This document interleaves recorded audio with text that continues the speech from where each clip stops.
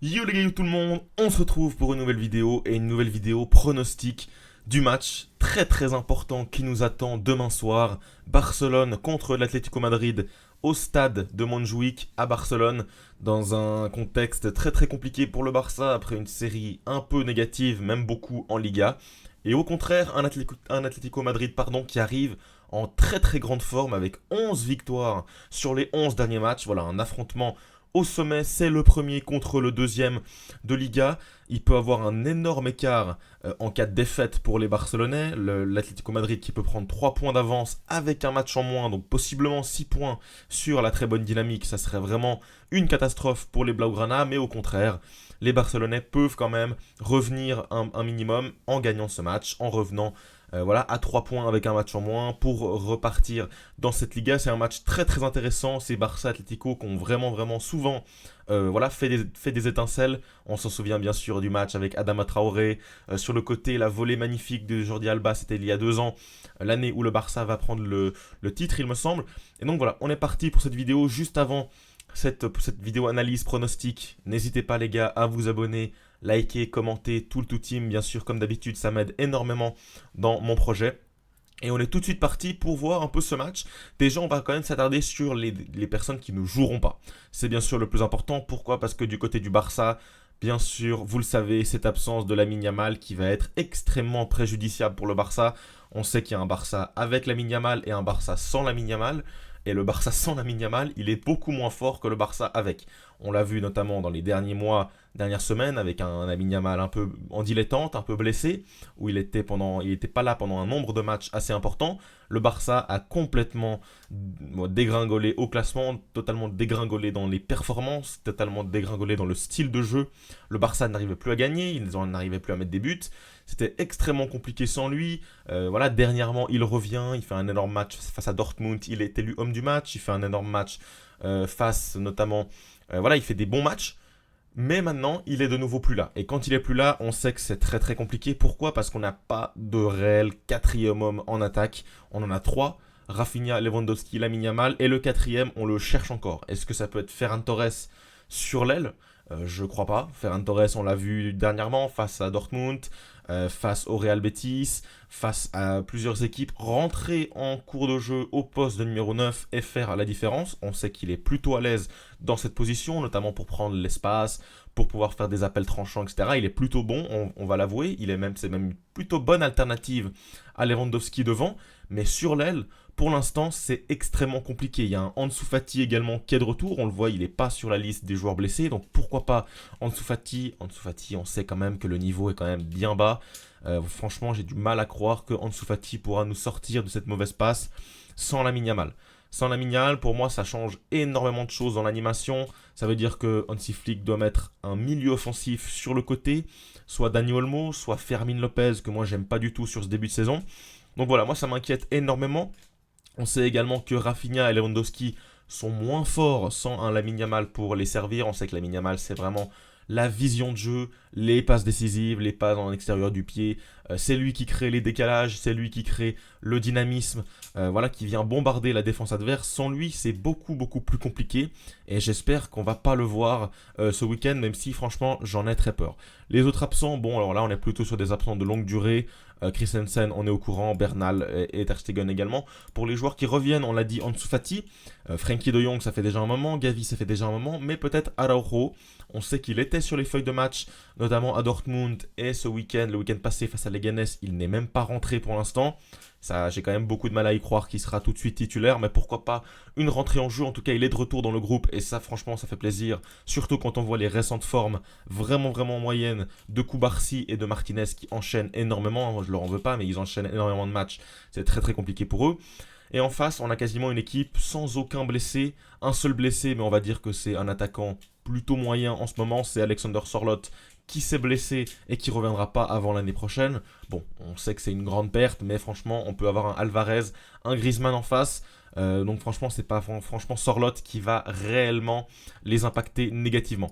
Bon, pour les formes récentes, et là c'est là où il va y avoir vraiment deux chemins différents. un Atlético Madrid qui reste sur 5 victoires en 5 matchs, c'est même 11 victoires en 11 matchs, mais si on regarde les 5 derniers matchs, on a une victoire face à Retafe, une victoire face à Bratislava en Ligue des Champions, une victoire 4-3 face à Séville, une victoire en Coupe en Copa del Rey, bien sûr, et une autre victoire à l'extérieur en Liga 5-0. Franchement, le bilan est extrêmement positif. Simeone, après un début plutôt compliqué, est bien de retour. Et franchement, là, c'est peut-être actuellement, dans la forme récente, la meilleure équipe en Liga sans aucun doute. Et donc, franchement, moi, ça me fait peur. Surtout quand tu vois l'enchaînement, au contraire, du FC Barcelone. Bien sûr, la défaite complètement honteuse face à Leganés où tu n'arrives pas à marquer. Alors oui, cette victoire un peu en trompe-l'œil parce que tu te dis bon, est-ce qu'on est reparti sur une nouvelle dynamique? Finalement non, hein, mais cette victoire elle fait quand même plaisir, elle permet de nous affirmer dans le top 2 de la Ligue des Champions. Moi je pense que la Ligue des Champions c'est vraiment un trophée qu'on doit gagner, qu'on doit concentrer notre force sur ça cette saison, c'est peut-être l'année ou jamais, je sais pas. Et puis voilà, sinon c'est le nul 2-2 face au Betis, la victoire face à Mallorca et bien sûr la défaite encore à domicile face à Las Palmas. On voit que sur ces 5 derniers matchs, on a 3 matchs à l'extérieur, aucune défaite, 2 matchs à domicile, 2 défaites. Franchement, à domicile, on n'est plus du tout impérial, on n'arrive plus à marquer. Un but seulement en 2 matchs à domicile pour un Barça qui offensivement a l'habitude d'être monstrueux, offensivement qui met énormément de buts sous Hansi Flick. C'est extrêmement décevant de mettre autant peu de buts à domicile et moi franchement ça a tendance à m'inquiéter surtout quand on voit le volume offensif de cet Atlético Madrid qui marque énormément sur les derniers matchs. On a un nombre de buts franchement colossal, donc franchement ils font peur. Ils arrivent chez nous pour nous taper, pour prendre leur revanche. Beaucoup de fois on les a tapés, l'Atlético, on sait, on connaît le passif entre nos deux clubs, on est franchement un peu leur papa, mais ces derniers temps c'est eux les patrons de cette Liga, et franchement leur attaque me fait très très peur, et leur équipe au complète me fait très peur. Sur le dernier match, c'était donc face à Retafe, le week-end passé c'était Alvarez et Griezmann qui étaient alignés, Samuel Lino, le milieu Barrios et De Paul, les deux sont en très grande forme, j'aime beaucoup ce milieu de terrain. Simeone, le fils bien sûr du coach, sur le côté, et franchement il est vraiment plutôt bon, il a une capacité de passe, une capacité à marquer des buts, une capacité à déborder magnifique, et en défense plutôt solide avec un Langlais qui revient très très très bien, il n'a pas la clause de la peur donc il pourra jouer contre le FC Barcelone, Jiménez et Llorente sur le côté, Gaëlan à gauche et bien sûr Oblak dans les cages. Franchement une équipe très très solide, très équilibrée, qui a retrouvé son sens du jeu en 4-4-2 sous Simeone, et franchement moi ça me fait peur quand on regarde cet Atlético, 5 victoires sur les 5 derniers matchs donc, et franchement pour l'instant ils sont potentiellement leaders de Liga parce qu'ils ont un match en moins. Un match en moins comme le Real, mais ils ont un point de plus, donc s'ils gagnent leur match en moins, ils passent à 41 points, 3 points de plus que le Barça. Ils sont potentiellement leaders, c'est bien sûr mérité sur la forme récente, et moi bien sûr ça a tendance à m'inquiéter. Si on parle des joueurs très très en forme ces derniers temps, comment ne pas parler de Antoine Griezmann et de Julián Alvarez qui revient extrêmement bien sur les derniers matchs. Il marque quasiment à tous les matchs, il met des coups francs, il marque face à des adversaires en Ligue des Champions, il marque en Coupe d'Espagne. Franchement, on a une équipe qui est très très très groupée, très ensemble, très agressive, et moi c'est une équipe qui franchement, je vous le dis, elle me fait peur cette équipe. Elle me fait peur. Surtout que quand on regarde en face, on a une équipe qui est totalement perdue sur le terrain, avec bien sûr un Lamine Yamal qui ne sera plus là, on ne sait pas qui ça sera, Ferran Torres, Olmo, Fermin Lopez, Ansu Fati, pourquoi pas, Ferran Torres, on l'a déjà dit. Lewandowski actuellement il est quand même moins bien, même si ça reste bien sûr le Pichichi en Liga avec 16 buts. Mais franchement, ces derniers temps, je trouve que c'est plus compliqué. Rafinha, bon, toujours très bon. Olmo, je le trouve vraiment moins bon depuis le match face à l'Espagnol Barcelone où il est vraiment en déclin. Franchement, je ne le retrouve pas. Il a eu un petit pic de perf à Dortmund, mais voilà, face à Leganés, il a été franchement dégueulasse. Pedri Casado, attention, je sais pas, oui, c'est quand même fort, mais est-ce que réellement c'est eux qui peuvent changer la physionomie de cette équipe?